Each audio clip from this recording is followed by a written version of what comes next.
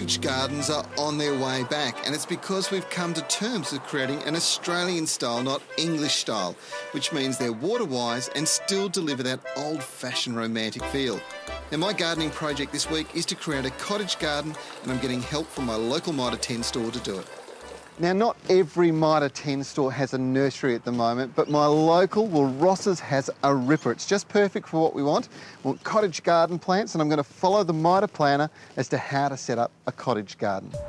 Now, the plants I'm selecting are pretty much all mass flowerers to meet my criteria of being low maintenance and extremely hardy.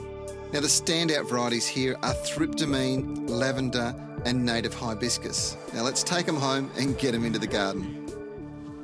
Now, this is going to be the plant's new home. Now, look, it's a formal cottage playground in actual fact. It's where the kids come to play. But we've got this beautiful feature rose arbour here. I'm going to put climbing roses up over the top. And it's going to be that red form of Pierre de Ronsard, red Pierre. It is a beauty. It'll cascade down with masses of flowers. Now, the garden beds around the outside are segmented, so I'm going to fill them full of lots of different types of plants. Now, this gives us different texture and different flower colours, and that's what cottage gardens are all about. Planting out is easy, but make sure you use a soil improver if your soil's lacking a rich humus base.